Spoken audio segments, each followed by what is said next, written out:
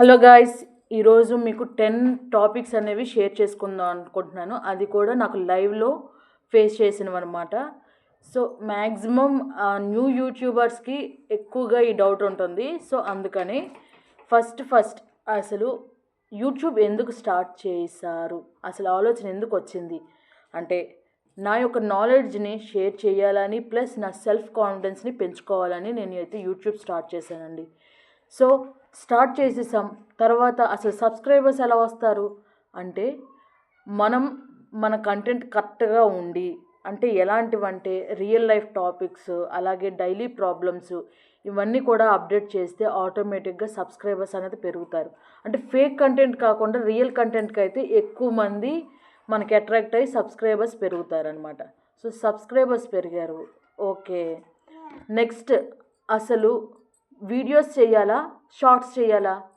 So videos అంటే watch hours పెరగడానికి, shorts అంటే మన ఛానల్ రీచ్ అవ్వడానికి. సో షార్ట్స్ ఎంత ఇంపార్టెంటో దాంతో సేమ్ లాంగ్ వీడియోస్ కూడా అంతే ఇంపార్టెంట్. షార్ట్ వీడియోస్ అనేవి మనకి రీచ్ పెరుగుతుంది అనమాట, అంటే ఆడియన్స్ గ్రోత్ పెరుగుతుంది. లాంగ్ వీడియోస్ అంటే వాచ్ అవర్స్, అంటే టైమింగ్ పెరిగి డబ్బులు రావడానికి యూజ్ అవుతుంది.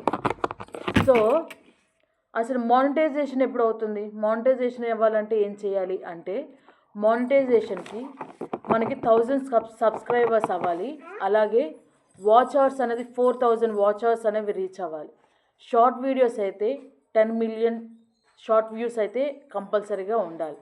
సో ఓకే, యూట్యూబ్ ఇన్కమ్ అయిపోయిన తర్వాత అసలు న్యూ క్రియేటర్స్కి సజెషన్ ఏంటి, అసలు న్యూ క్రియేటర్స్కి సజెషన్ ఏమిస్తారు అనేసి అంటే అస్సలు కంపారిజన్ వద్దండి. కంపారిజన్ చేసుకోవడం మానేయండి.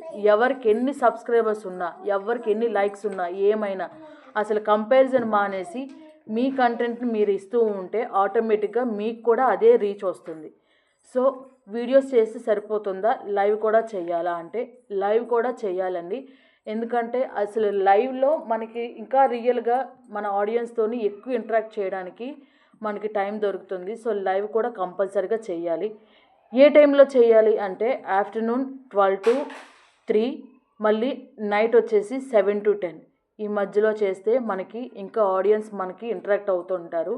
లైవ్కి వెళ్ళాలంటే మెయిన్గా సెల్ఫ్ కాన్ఫిడెన్స్ అనేది మనం పెంచుకుంటూ నెగిటివ్ కామెంట్స్ని ఇగ్నోర్ చేస్తే మనకి అది కూడా సక్సెస్ అవుతుంది.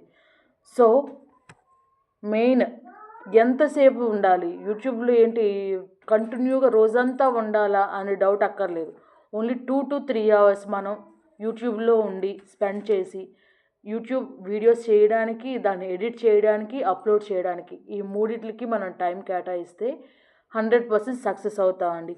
ఫైనల్గా నేను చెప్పేది ఒకటే, ఎవరితోని కంపేర్ చేయొద్దు. నీ ఓన్ కంటెంట్ నువ్వు ఇస్తూ కరెక్ట్గా అప్లోడ్ చేసి కెమెరా క్వాలిటీ, వాయిస్ అవన్నీ కూడా కంప్లీట్గా సక్సెస్ అయ్యి నువ్వు పెడితే నీకు కూడా అందరిలాగే రీచ్ వస్తుంది, సబ్స్క్రైబర్స్ పెరుగుతారు, కొంచెం టైం తీసుకొని మానిటైజేషన్ కూడా అవుతుంది. సో మీకు ఏవైనా డౌట్స్ ఉంటే కామెంట్ సెక్షన్లో కామెంట్ చేయండి.